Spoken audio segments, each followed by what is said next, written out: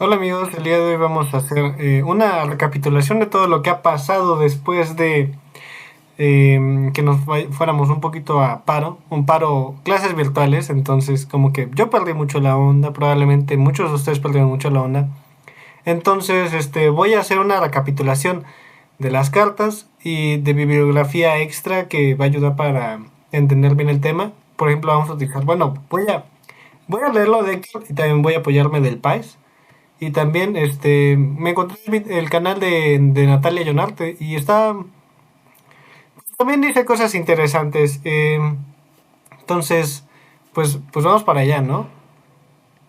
Empezaremos con la carta uno. Vamos a hablar de integrales de línea y campos vectoriales, que también son campos gradientes. Entonces, bueno, para empezar con campos vectoriales, simplemente un campo vectorial es una función continua que toma valores en un conjunto abierto que está, bueno, en este caso está en R3, pero tiene que estar, bueno, puede estar en Rn y manda esos valores del conjunto abierto a Rn también. Bueno, en este caso R3. Entonces, bueno, aquí dice a cada punto X que está en el abierto, pues lo manda a un elemento en R3. Y bueno, para dibujar este tipo de cosas, pues ya no podemos dibujar la gráfica ya está en R6. Entonces, lo que hacemos es dibujamos nuestro punto y también dibujamos para dónde lo manda. O sea, como vamos a terminar en el mismo plano, como que de cierta forma en el mismo plano, pero vamos a estar desplazados por la función. O sea, vamos a dibujar los dos puntos y los vamos a conectar como si fueran un vector. Entonces, bueno, Vector dio tres ejemplos, creo. El primero es la identidad. Entonces, bueno, hay un video de Natalia Leonard, el parte uno, integrales de línea parte uno, lo tienen en su canal de Natalia Leonard, pero básicamente es algo de este estilo. Y bueno, si quieren checar si quieren verlos, para graficarlos, hay una graficadora en GeoGebra. Uy, ya se trabó esta cosa. Aquí está, bueno, nada más busquen graficadora de campos vectoriales en GeoGebra y ya pueden graficarlos. Entonces, bueno, la identidad básicamente, si quieren graficar la identidad, el P de X es una función que pues depende de... O sea, es como lo que antes llamábamos F1 y el Q de X, Y es lo que antes llamábamos el F2, porque las componentes de los vectores van a ser funciones. En este caso, pues las funciones, pues ya como la entidad pide que la primera F de F1 sea X, pues pongo X y la otra segunda es Y. Entonces, pues ya que lo puede graficar y así se ve. Y ya también Natalia pues da otros Imagen de ejemplos. cómo se vería este campo vectorial. Entonces, pues, Entonces, bueno, en este caso, el segundo ejemplo que dio Héctor básicamente es a todos los puntos que tienes en tu en R3, le vas a hacer que le asignas que se mueva a la función que lo desplaza a ese punto, uno a uno en X, uno en Y y uno en Z. O sea, son flechitas de este estilo. A ver. Entonces, bueno, en R2 se ve algo así. O sea, a cada X le asignas el vector que lo manda uno a la derecha, o sea, uno en X y uno en Y. Y ya pues lo juntas con una flechita. Y así se ve como el campo vectorial. Y bueno, también dio este ejemplo, menos y, x, que básicamente pues tomas la altura, la cambias de posición y le pones un menos. Y ya, pues bueno, así es como obtienes vectores ortogonales. Pero en este caso, que en el campo dice que pues, sí, o sea, como que aplica lo mismo. Y ya, no sé si eso vaya a funcionar, servir de algo. O sea, está bonito que sea perpendicular, pero no sé si tenga alguna propiedad de eso. Entonces ya para saltarnos los spoilers, bueno, la integral de línea, básicamente tomas un campo vectorial y tomas una curva que toma valores de un intervalo y los manda dentro del conjunto donde f toma valores para su campo vectorial, que bueno, en este caso ese conjunto abierto, o bueno, ella no pone abierto, pero Héctor sí pone abierto, no sé si haya diferencia, pero eh, ese U tiene que estar en el espacio donde va a tomar F, en el dominio de F. Bueno, y aparte, pues bueno, es una trayectoria de clase C1, o sea, una trayectoria de las que siempre topamos, y definimos la integral de línea de F sobre esa curva que dimos, como esta cosa. Entonces, ¿qué es? Bueno, es F, o sea, el campo vectorial evaluado en la curva que le dimos, producto punto con la derivada de la curva. Y bueno, así se escribe, esta es la notación, es la integral, la curva y f producto punto ds. Ds es como una forma de llamarle a la derivada de la curva, al parecer, es lo que yo tengo entendido.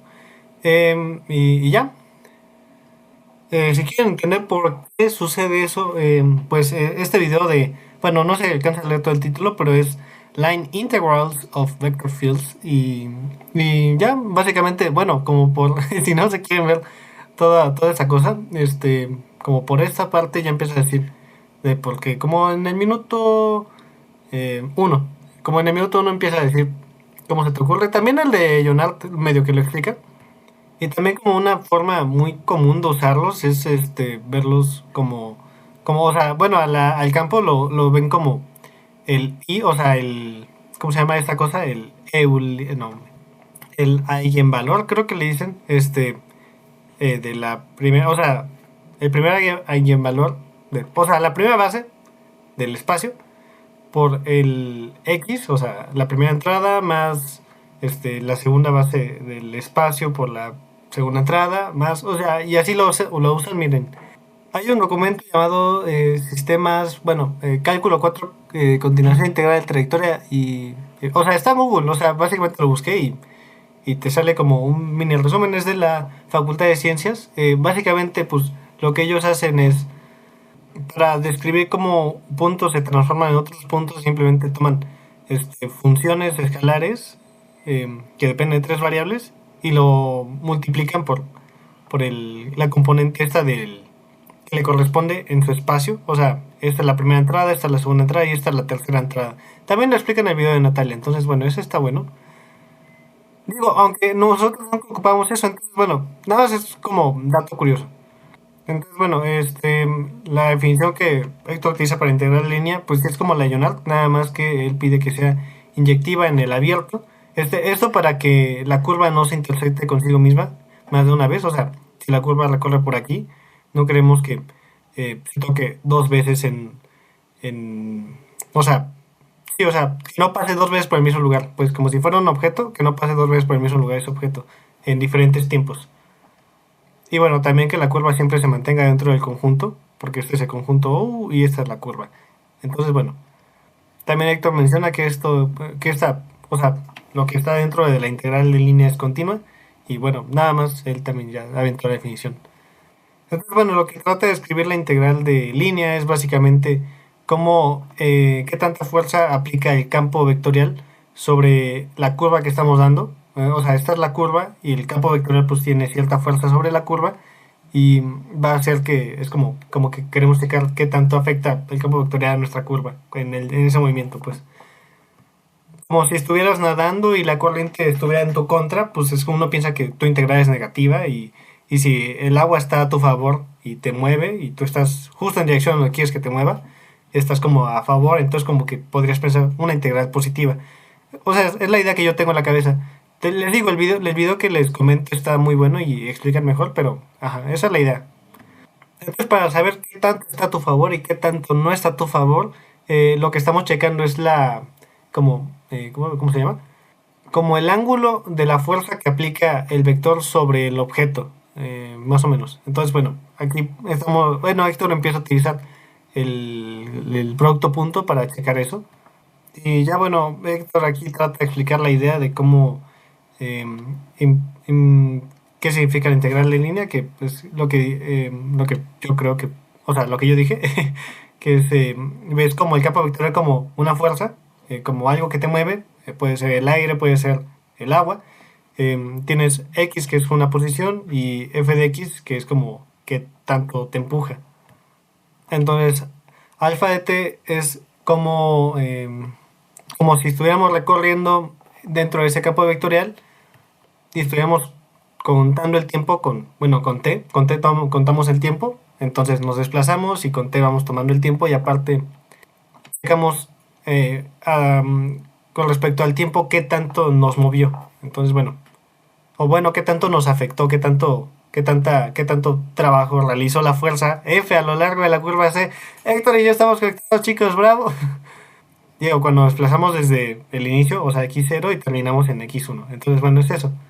Ya Héctor tira algún ejemplito, por aquí pone esta parte que es como está imaginando un campo gravitacional, entonces le pone como que no te mueves para abajo, no te mueves para la derecha ni para la izquierda, pero sí te mueves para abajo.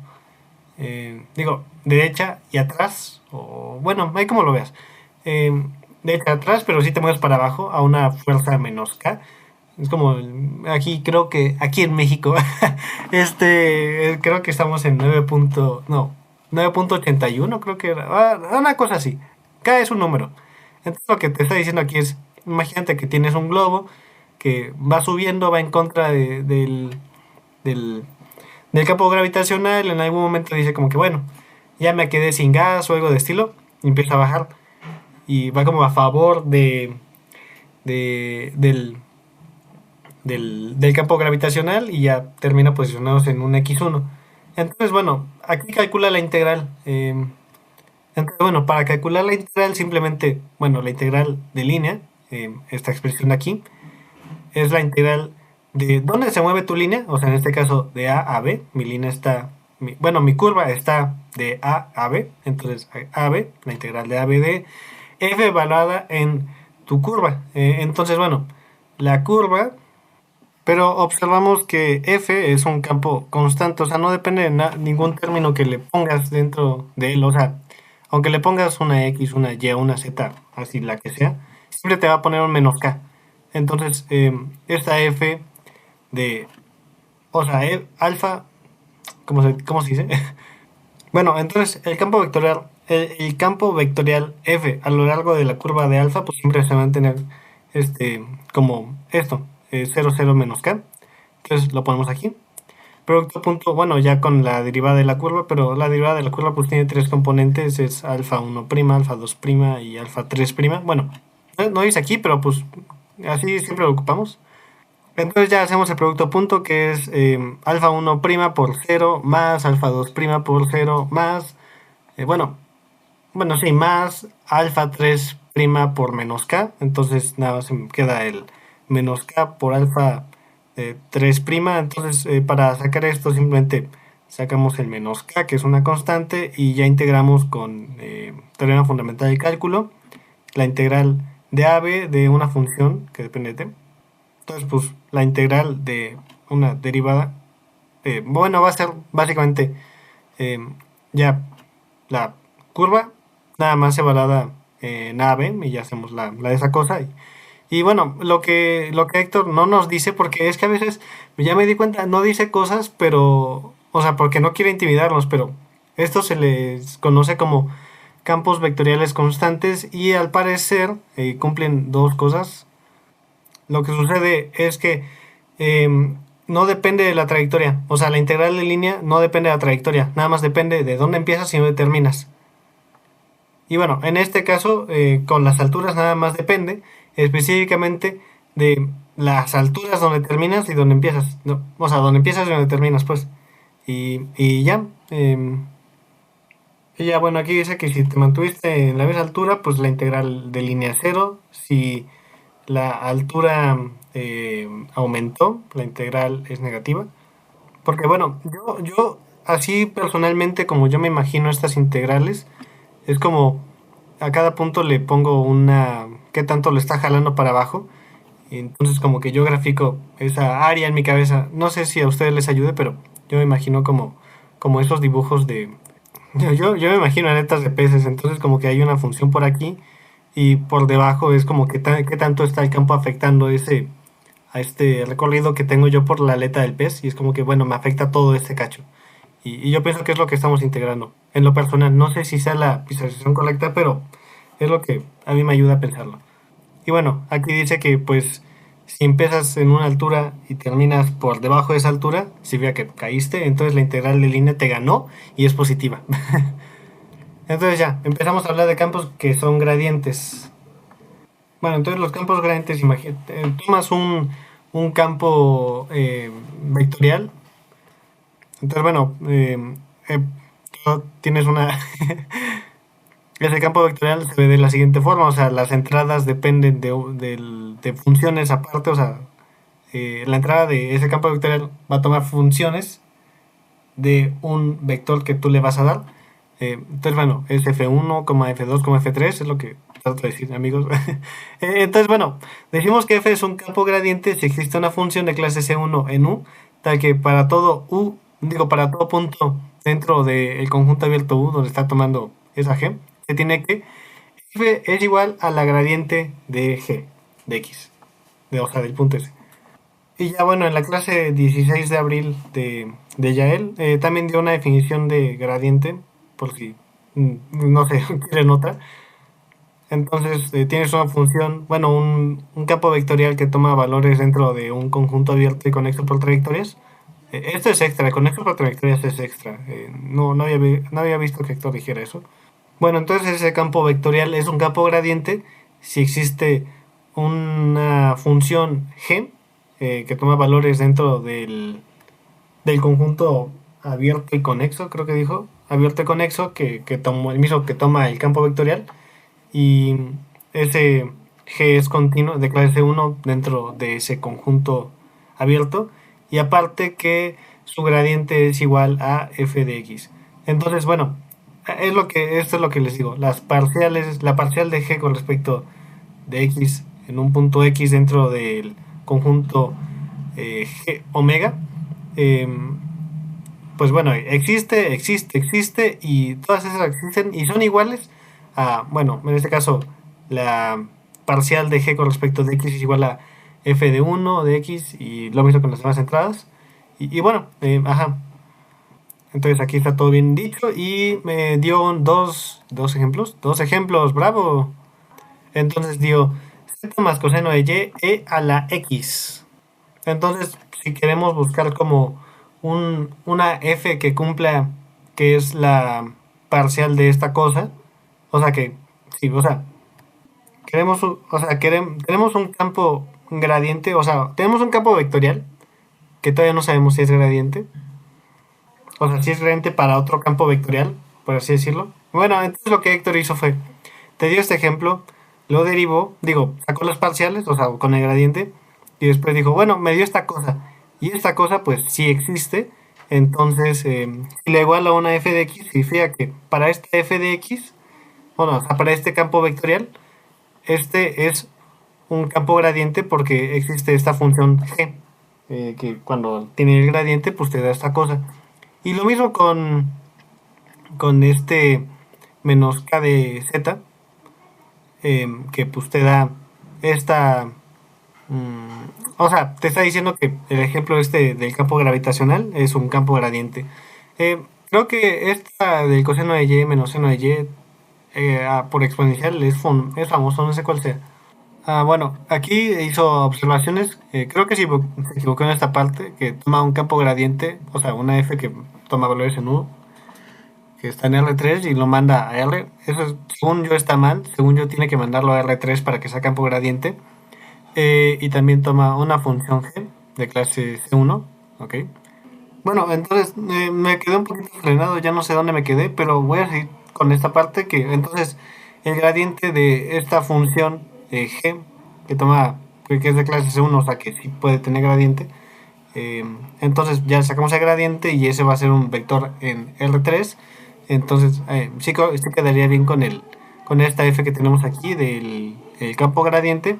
Entonces bueno, si imaginas que f es campo gradiente y g es como la función que le da la propiedad de campo gradiente, entonces bueno, tenemos dos puntos dentro del conjunto U, que es donde f y g toman valores, y aparte una curva que toma valores en un intervalo a, b y los manda a R3, y que esa curva está completamente contenida en el conjunto U, y además, bueno, no necesariamente cerrada, o sea que x0 no necesariamente es igual a x1, entonces nada más es una curva que está dentro del campo gradiente. Entonces, si tu curva está dentro de tu campo gradiente, entonces Héctor le dice que por la regla de la cadena, simplemente, bueno, aplicamos la derivada de esa cosa, o sea, sacamos el gradiente de g y lo multiplicamos, creo que sí, ¿no? Digo, producto punto, el gradiente de g con respecto del alfa, producto punto con la derivada de la curva. Entonces, bueno, si esto es la integral de línea de esta f, o sea, del campo gradiente en una curva alfa, que básicamente es esta cosa, pues lo podemos igualar a esta otra cosa, que es básicamente eh, la función de donde f saca su propiedad de ser campo vectorial, evaluada en la curva, y la curva está evaluada en el intervalo donde, donde, donde toma valores en el dominio de la curva. Entonces, bueno, ya evaluado esta cosa, sería... Están usando la cocina, ¿no? Prendió la indicadora justo cuando iba a hablar. Entonces va a ser g de x1 menos g de x0, o sea, g de donde termina menos g de donde empieza. Entonces, bueno, aquí Héctor la aclaración de que la integral de línea, en este caso, solo depende de la función en los puntos extremos de la curva alfa. Entonces, bueno, es esta cosa. Eso sucede cuando f es un campo gradiente. Entonces, bueno, aquí toma el mismo ejemplo del campo gravitacional y ya directamente aplica lo que aprendimos. Si esta G es la que le va a dar la propiedad de ese campo gradiente a nuestra F, pues simplemente evaluamos en G de donde empieza tu curva menos, no, G de donde termina tu curva menos G de donde empieza tu curva, que en este caso es esta cosa, y ya, así es como calculas esta integral lineal de bolón ping-pong, conociendo su integral digo, conociendo la función que le va a dar la propiedad de ser campo gradiente. También da esta observación que con esta cosa, con esta fórmula que acabamos de obtener, si ambos puntos son iguales, o sea, donde si termina en ese punto, entonces, o sea, si la curva es cerrada, entonces la integral en línea va a ser igual a cero. Y ya, esa es la clase uno o la carta uno. Ah, bueno, no. También dio como este pequeño énfasis en esa cosa que es el juego de adivina el campo gradiente. Entonces, Héctor va y te dice, mira lo siguiente. Queremos conseguir esta, queremos conseguir una G que nos dé esta F. Entonces, uno básicamente piensa, ok, quiero que las parciales de la G sea igual a, digo que las parciales, o sea, la parcial con respecto a X de la G sea igual a uno y la parcial de G con respecto de Y sea igual a 2. Entonces, uno básicamente piensa en esto, X más 2Y. Y en esa parte, pues uno dice, bueno, quiero que si derivo con respecto de, si tomo la parcial de G con respecto de X, me dé X. Entonces, pues como que uno piensa, bueno, integro X y ya no ocupo que Y valga cero, entonces pues no meto nada de Y y ya. En esta parte, pues uno más de lo mismo, ¿no? Quiere que sea que valga X y que valga Y. Entonces hacemos esta suma porque cuando derivemos con respecto a X, esta cosa va a ser una constante y pues se muere, se va a cero. Y con Y pues lo mismo, esto es una constante y esto también. Entonces bueno, eh, también te da esta Y, X y pues uno toma la multiplicación. ¿Por qué? Pues, no sé, ahí ya no estamos integrando, ya no es de integrar, es de echarle coco, porque cuando derives con respecto a X, pues sí te va a dar la Y, cuando derives con respecto a la Y te va a dar la X. Y luego nos puso este ejemplo menos Y, X, y es como que bueno, no encontramos ninguna, probablemente no sea campo gradiente. Entonces, nos da una idea de cómo saber si algo es campo gradiente y cuando no es campo gradiente. Pero no sé si leerlas todas ahorita o juntarlas todas al final o no sé qué onda. Bueno, voy a juntarlas en esta sección del video. Entonces, esta sección del video se va a llamar ¿Cómo saber si tu campo es gradiente? ¡Bravo! Hasta ahorita creo que sabemos tres formas de saber si un campo es gradiente. Esta es la primera. Definición, o sea, rapidísimo para solo si lo quieren saber. Básicamente, si tienes una curva cerrada dentro de tu campo gradiente y la integral lineal de esa curva es distinta de cero, no es un campo gradiente. Ajá, o sea, si tú lo tomas como si fuera campo gradiente y piensas que si le das una curva cerrada, su integral de línea va a ser cero, y no lo es, no es campo gradiente, ¿ok? Va. Bueno, te dan una f que es campo gradiente y te dan una función g, que bueno, la verdad no sé si tenga que ver, bueno, nada, sigo. Entonces ya, si f es campo gradiente va a seguir la formulita que conseguimos al final de la sección pasada, que es básicamente esto, la resta de g de donde termina tu curva menos g de donde inicia tu curva. Y bueno, si la curva es cerrada, entonces la integral de línea es igual a cero. Pero si te doy una curva cerrada y su integral de línea es distinta a cero, entonces f no es campo gradiente. Entonces, bueno, vamos a checar que esta cosa no es campo gradiente como un ejemplo que nos dio Héctor. No es campo gradiente. Entonces, damos una curva, buscamos darle una curva cerrada que me dé que pues, no va a ser campo gradiente. Entonces, em, no sé, simplemente digo coseno de t, seno de t.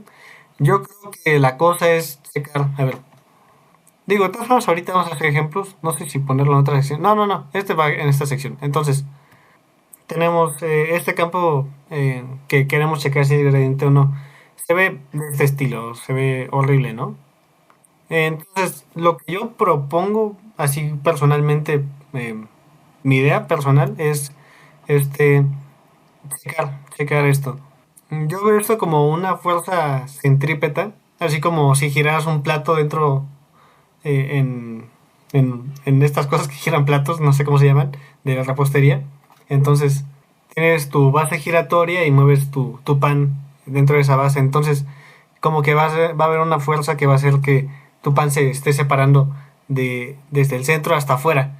Entonces, es como que yo pensaría que si muevo ese plato, la integral del, del pan, o sea, porque no gira como eso, o sea, se parece, pero no. O sea, es más, ni siquiera voy a dar la idea porque creo que va a ser terrible. Pero yo pienso que es como que va a expandir el pan y con eso va a quedar medio raro.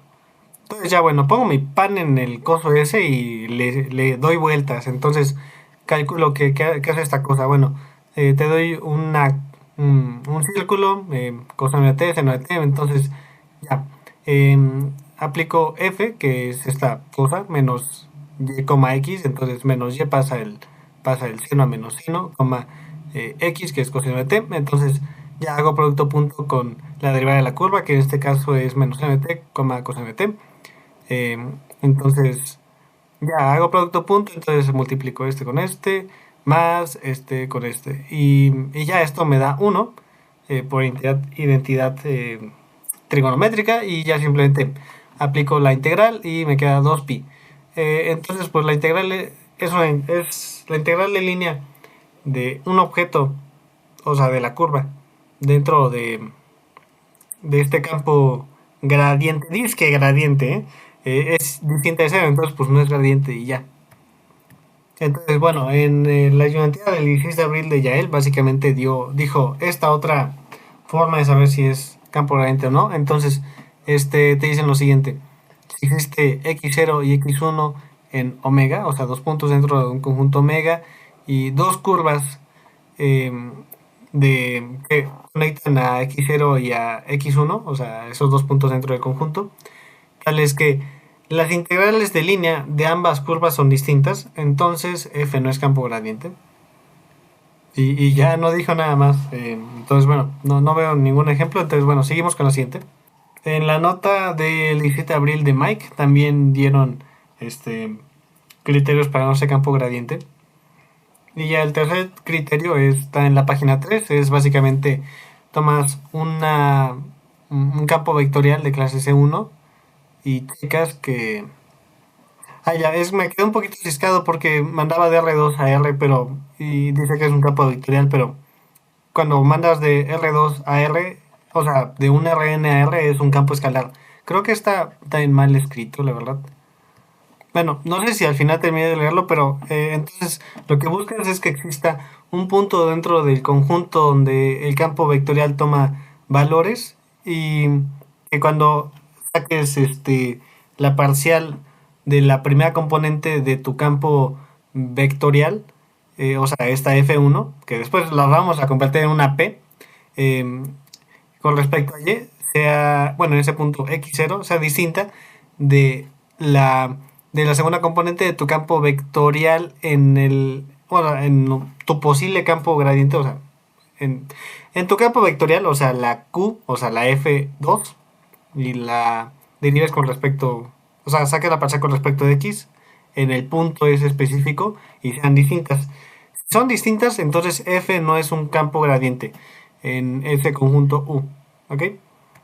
Y ya aquí Mike hace como un pequeño resumen de qué es de todos los criterios que tenemos. Entonces, bueno, creo que el más potente hasta el momento es el tercero. Según yo es el más potente, porque encontrar curvas es algo difícil y tratar de hacerlo con, ¿cómo se llama? Con otra curva, o sea, sacando otra curva para hacer dos integrales de línea, pues también está medio... meh. Entonces yo creo que va de niveles de poder, así como que primero el tercero, luego el segundo y al final el primero. O sea, ajá. Entonces, bueno. O bueno, el primero y el segundo se van peleando, pero el más conveniente es el tercero. Y bueno, aquí lo estamos ocupando, entonces sacamos la primera parcial con respecto de Y y la segunda parcial con respecto de X. Entonces, la primera parcial con respecto de Y te da uno y la segunda te da 2. Entonces, son distintas. Entonces F no es campo gradiente. Y ya. Y bueno, a riesgo de repetirme un poco, voy a volver a hablar de la integral de línea, pero esta vez desde el punto de vista de Yael. Que bueno, es como les digo, tomamos una curva que manda valores a R3 y esa curva es de clase C1. Después voy a hablar de qué es de clase C1. Entonces, bueno, básicamente es continua y su derivada es continua, creo que esa es la de esta. Eh, entonces, bueno, tenemos que alfa, pues, o sea, esta curva pues lo manda a R3, entonces tiene tres entradas y entonces, ¿qué sucede? Tenemos un campo vectorial que es continuo en omega, que, bueno, omega, bueno, me imagino que omega es el donde alfa toma sus, donde alfa vive, o sea, donde la curva vive. No lo dice, pero yo me imagino que es así. Entonces, bueno, te dice como ese campo vectorial que básicamente tiene que su primera componente depende de una función y su segunda también depende de una función y la tercera también depende de una función. Entonces, la integral en línea, pues les digo, es la integral, o sea, para decir la notación, la integral sobre la curva de f producto punto de alfa, de la curva, o sea, de la curva alfa, bueno, y ya. Que va a ser igual a dónde toma valores la alfa. Entonces tomas la integral de esos valores, de donde toma esos valores la alfa, y aplicas f a esa alfa y haces producto punto con la derivada del alfa. Em, y ya, todo eso con respecto de t. Y esto es lo que estamos haciendo. No hice un dibujote, pero sí. Ah, miren, al parecer sí, como que lo dibujó que vive en omega y f toma valores en omega y ya. Entonces, bueno, ¿qué está sucediendo aquí? Em, Vamos a calcular la integral de línea de ¿cómo se llama? De una hélice que, bueno, es un resorte que está en el campo vectorial de la identidad. Entonces, pues ya, simplemente vamos a calcularlo. Entonces, tomas f aplicado a esta curva, entonces básicamente f es la identidad, entonces va a ser la misma curva y derivas la curva que va a ser la derivada de coseno que es menos seno, la derivada de seno que es coseno y la derivada de t por respecto de t es 1. Entonces ya tenemos esta parte y después hacemos producto punto, entonces ya, bueno, te va a quedar esta cosa que va a ser negativa y esta cosa que va a ser la misma cosa pero positiva, entonces pues se mueren ambos y te queda una t y simplemente aplicamos ya, integramos y ya, 2pi cuadrada. Entonces bueno, campos vectoriales, a ver qué dicen. Esta yo ya la leí. Esta ya se la saben, es un ejemplo. Esta es la misma que aplicó Héctor, nada más que en vez de que sea un menos K, es un menos uno. Aquí está la del menos K. Aquí está enseñando otra que básicamente em, tienes un vector, un punto en el espacio y después vas a hacer un vector que conecte ese punto en el espacio con tomas su componente y lo vas a desplazar de forma horizontal con respecto a esa Y. Entonces, entre estás con altura cero, pues no te mueves. Pero si estás en alturas positivas, te vas a mover mucho y te vas a mover a la derecha. Entonces, bueno, sí es como que lo que dibuja y aparte, bueno, cuando bajas pues va a ser un menos y, entonces desplazas hacia la izquierda y ya. Lo muy parecido con la X, entonces si te mueves en las 10 o sea, si te quedas si te mueves en las 10 pues, y tu X es cero, pues te quedas ahí. Pero si tu X aumenta, te vas a empezar a desplazar hacia donde tu X está aumentando. Si te mueves para este lado, hacia la X positiva, pues te mueves más para este lado y X negativa te mueves más para este lado. Sí, se ve como ese dibujo. Ay, güey, ya se trabó esta cosa. ¿Qué hice? ¿Qué hice? Entonces te hace otro ejemplo, coseno de t, seno de t, con este campo vectorial que es el y, cero. Pero tu curva nada más va a ser de 0 a pi, entonces nada más va a dar media elipse, media como la cabeza del círculo. Entonces, si queremos aplicar la integral de línea, pues simplemente checamos la curva. Checa la curva, observa la curva y observa, bueno, aplica f a tu curva. Entonces, tu curva dice, bueno, estoy coseno de t, seno de t, y mi campo vectorial dice, pues nada más considera el seno de t. Entonces, nada más consideras el seno de t, y ya, aquí la aplicamos. Y después hacemos producto punto con la derivada de la curva, que va a ser la derivada de coseno, que es menos seno, y la derivada de seno, que es coseno. Entonces hacemos producto punto, entonces se multiplica este con este, más este con cero, entonces nada más va a ser menos seno cuadrado. Y ya aplicamos ¿cómo se dice? Formulazo del seno cuadrado, que es básicamente un medio x menos seno de eh, dos veces seno de x. Ay, güey, a ver, pidos. Ok, chicos, no se sienten más si no se les ocurrió. A mí no se me ocurrió, le pregunté a la GPT.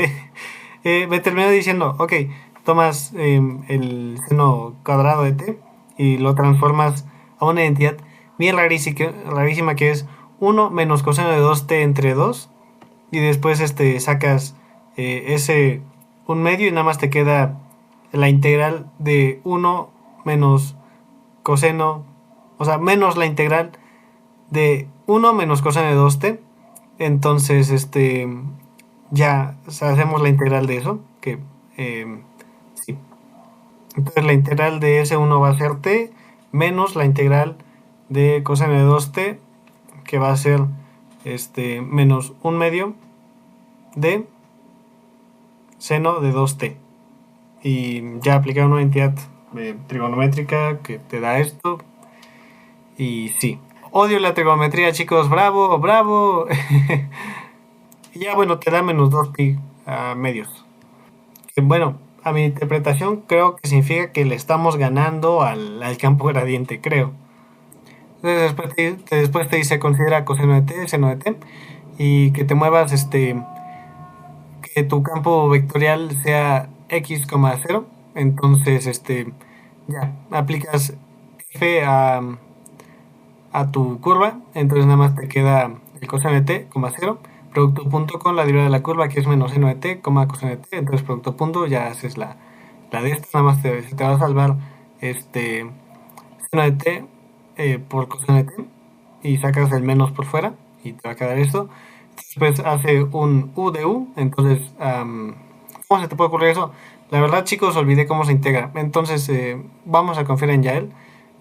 Digo, no, sí funciona bien. Miren, u es seno de t Y de u, o sea, la derivada de u va a ser coseno de t, que es esto, entonces te queda u de u, entonces ya simplemente aplicamos la, ¿cómo se llama? Aplicamos cambio cambio en los límites de integración, creo que así se dice. Entonces observamos cuando aplicamos t igual a 0 al seno de t, te va a dar 0. Seno de t es igual a 0.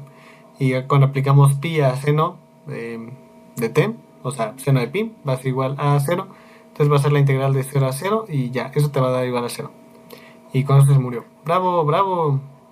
Y ahí dice, bueno, ¿qué tal si no hubiera sido en pi, que fuera pi medios? Entonces, bueno, nos va a quedar así de 0 a 1, o sea, menos la integral de 0 a 1 de u, y eso va a ser igual a menos u cuadrada entre 2 evaluado de 0 en 1 a 1, y eso va a ser igual, pues, evaluar, nada más te va a quedar menos un medio, y ya.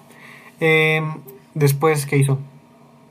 Ah, creo que está jugando con límites de integración. Entonces, ya dijo, bueno, pues hagamos de pi medios a pi. Y ya te queda otra vez lo mismo, nada más que cuando apliques seno de pi, te va a dar 0 y seno de pi medios te va a dar 1. Entonces, ya cuando te va a quedar esto de estilo, aplicas el menos a estas integrales, puedes cambiar que lo de abajo vaya para arriba y lo de arriba vaya para abajo. Entonces, te queda esta integral y sí, es un medio. Porque, bueno, cuando va a ser un medio menos... Ay, me están llamando, píos. Ya no recuerdo qué estaba diciendo, pero sí te va a quedar u de u, entonces ya haces la típica integración de u está a la 1, entonces u haces u a la 2 entre 2 y evalúas, te queda mm, u a la 1 cuadrada entre 2 menos u a la 0. Digo, menos 0 entre 2 y ya. Entonces también dice, está bueno, pues hagan en la identidad esta misma integral. Va a ser así como que... Entonces, no sé si lo hacemos ahorita. Am, Así a puro ojo, básicamente va a ser la integral de... Digo, no dijo de dónde tomas valores alfa, pero si te dijera de dónde toma valor, digo, o sea, dónde está la t, pues diríamos, imaginemos que está de 0 a pi. Entonces, si está de 0 a pi, básicamente es derivas la alfa, que va a ser menos seno de t, coseno de t, y multiplicas coseno de t por menos seno de t, más seno de t por coseno de t, y ya seguro ahí sale una identidad y puedes hacer cosas, pero no está tan descabellado pensar en eso. Entonces, bueno, sigamos. Ya después habla de campos gradientes, pero pues ya habla de campos gradientes, entonces ya con eso se acaba esta parte. Bueno, en la carta 3 ponemos integrales de línea. En este caso, Héctor quiere decir una palabra. El valor de la integral de línea depende de la parametrización de la curva. O sea, es decir, me refiero a que si tu curva es una cosa como una línea, no es lo mismo que vaya de abajo para arriba que de arriba para abajo. Eso te va a dar una integral, un valor de la integral lineal distinta. Bueno, entonces, en la carta 3 básicamente simplemente está hablando, primero habla unos cuantos cachos de cómo crear curvas, o sea, curvas concatenadas, y después ya habla de qué ocupas y así. Ya cuando llegas a que puedes hacer, que puedes crear dos parametrizaciones de la misma curva con dos curvas, no, dos parametrizaciones de la misma traza con dos curvas distintas, creo que así se dice. Entonces, si tienes una función biyectiva entre, em, entre valores de la parametrización de la curva, si esa función es creciente, o sea, la que acabamos de crear, entonces la integral de línea va a ser igual para la función para la parametrización alfa y para la parametrización beta. Y si g es decreciente, entonces la integral de línea con respecto a la parametrización alfa de la curva C va a ser igual a menos la integral de la parametrización de beta con respecto, o sea, ajá, sí, bueno, ya, ¿qué le hago? Entonces, ya hace la demostración y ya. Bueno, ahí si quieren leerla, pues les va a ayudar, me imagino. Pero no me voy a poner a leerla ahorita, chicos. Bueno, entonces voy a dejar esto por aquí. Ya me duele la garganta, son las 8 de la noche. Creo que llevo casi una hora grabando. Entonces los dejo con estas fotos de perros. Espero que les haya gustado el video. Suerte a todos en el examen. O sea, todavía me va falta grabar las tareas y algunos ejercicios de la no tarea. Que creo que ya él hizo varios. O sea, creo que algunos que le hizo de la no tarea. De todas formas, creo que puedo poner así como un... voy a seccionar el video en secciones, o sea, voy a poner secciones en el video para que sea más fácil identificar qué quieren estudiar y así checarlo más rápido. Pero sí, sí, es como voy a tratar de que sea accesible para que todos sepamos qué onda con esto y bueno, ahí si tienen dudas, pregúntenle a Héctor o a Yael, yo no le sé la verdad, o sea, así de compas, sé algunas cosas, pero no soy niño prodigio, soy niño NP, así es. Bueno chicos, adiós, suerte a todos. Bye.